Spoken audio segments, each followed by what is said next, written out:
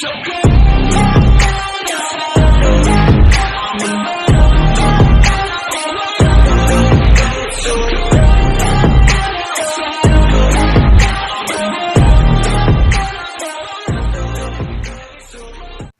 की शुरुआत होती है एंड मिसुमी को ये लोग हील कर रहे होते हैं, बट शैन कहती है कि मैं अकेले ये नहीं कर सकती हूँ एंड एमा कहती है कि मैं तुम्हें असिस्ट करूँगी एंड ये सारी बातें ब्लैक स्पाइडर मिसुमी को बता रही होती है।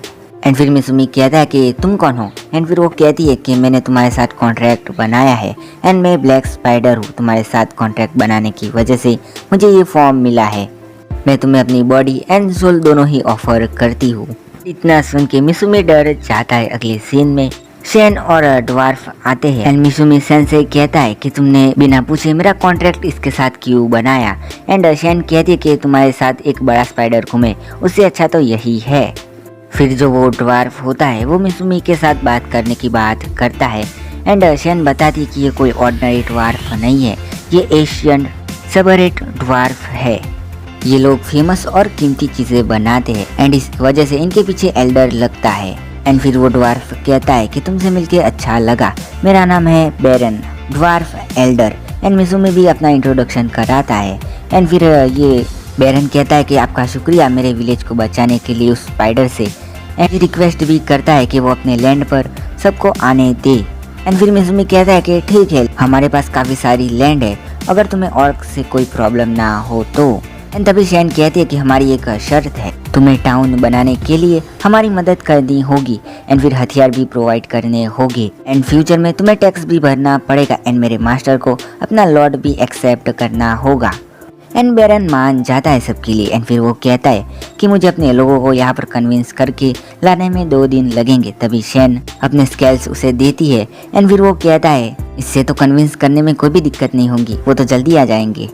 आगे मिसुमी अपने पेरेंट्स के पाथ को फॉलो करने के लिए ह्यूमन विलेज को ढूंढना शुरू कर देता है एंड बहुत दिनों के बाद उसे एक ह्यूमन विलेज मिलता है। उसके पीछे शैन आ जाती है एंड कहती है कि हमें कुछ इम्पोर्टेंट काम है एंड उसे वापस लेके आ जाती है।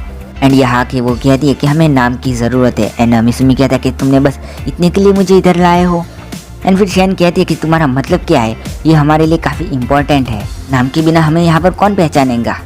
फिर मिसुमी थोड़ा सोचने के बाद कहता है कि टमोय ठीक रहेगा क्योंकि ये एक वुमन समुराई का नाम है। एंड ये नाम पाके शैन काफ़ी खुश हो जाती है एंड उसकी बॉडी चमकने लगती है। मिसुमी कहता है एंड वो कहती है कि नाम देने से मेरी स्ट्रेंथ काफ़ी बढ़ गई है। एंड फिर ब्लैक स्पाइडर कहती है कि अब मेरी बारी। एंड फिर मिसुमी सोचता है एंड फिर ब्लैक स्पाइडर को भी मियो नाम देता है एंड वो कहता है ये कॉम्बिनेशन है ज़ीरो एंड मेरे प्रीफर एलिमेंटल वाटर का। मियो काफ़ी खुश हो जाती है एंड वो कहती है कि मेरा नाम ज़ीरो एंड मास्टर के एलिमेंटल प्रीफर का एक कॉम्बिनेशन है, इसका मतलब है कि मास्टर ने मुझे एक्सेप्ट कर लिया है एंड मैं अब उनकी ही हूँ। एंड तभी मिसुमी कहता है कि ऐसा कुछ भी नहीं है। आगे मिसुमी कई सारी स्पीसीज को देखता है अपने यहाँ पर एंड कहता है कि ये सब क्या है। एंड फिर शैन कहती है उन सभी स्पीसीज से कि आज से सब लोग मुझे टमोय कह के बुलाएंगे एंड ब्लैक स्पाइडर कहती है कि आज से मियो कह के बुलाएंगे, हमारे मास्टर को माई लॉर्ड, यंग मास्टर या फिर माई क्रेस बुलाएंगे। एंड फिर कहती है कि चलो वोटिंग से डिसाइड करते हैं।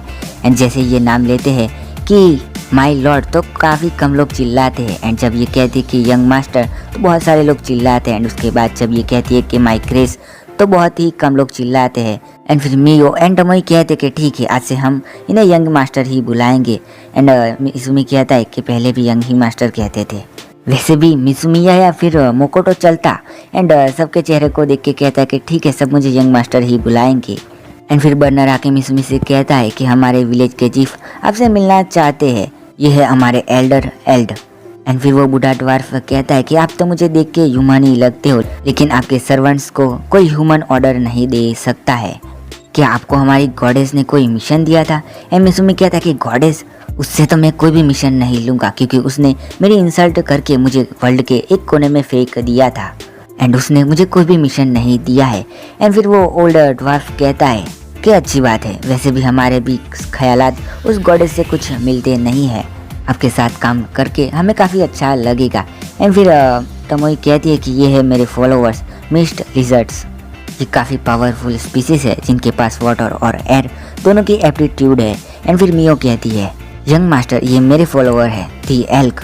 एंड सारे एल्क से कहती है कि तुम सब अपनी बॉडी एंड सोल इन्हें ऑफर करोगे, अगर ऐसा नहीं किया तो मैं तुम सबको खा जाऊंगी। एंड फिर सारे एल्क से डर जाते हैं एंड सब मिसुमी को अपनी बॉडी एंड सोल ऑफर कर देते हैं। एंड फिर मिसुमी कहता है कि तुम सबसे मिलके अच्छा लगा। एंड फिर टमोई से कहता है कि सब कुछ बता देना इन लोगों से एंड कहना कि जहाँ पर भी रहना है रहे, बस लड़ना मत यहाँ पर।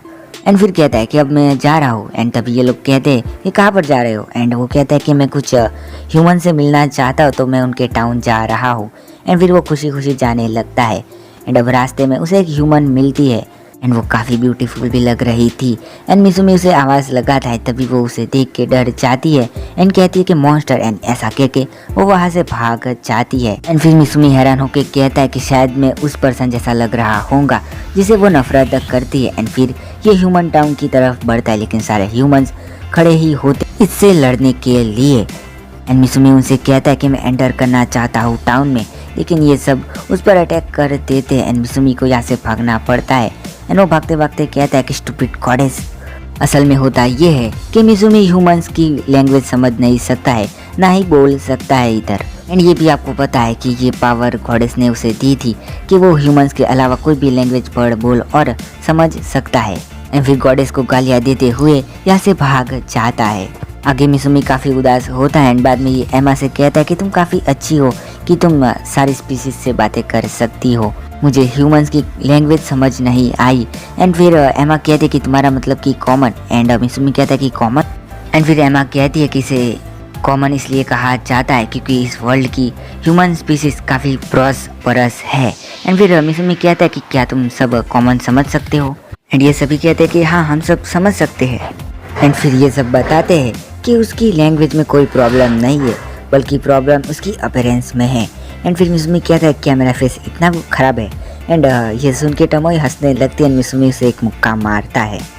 एंड फिर टमोई कहती है कि तुम्हारी प्रॉब्लम तुम्हारा माना है जो कि तुम्हारे अराउंड रहता है। एंड फिर मिसुमी कहता है कि तो फिर मैं उन्हें कैसा दिखाऊंगा। एंड टमोई कहती है कि ऐसे कि जैसे बहुत सारे डीमन किंग आ गए हो, वैसे हम तुम्हारा माना सप्रेस कर सकते हैं, तुम उसे फील करो एंड फिर उसे कम करने की कोशिश करो। एंड फिर मिसुमी ऐसा ही करता है। फिर मियो कहती है कि अच्छा हुआ एक डीमन कम हो गया। एंड फिर ये सुन के मिसुमी का गुस्सा आ जाता है।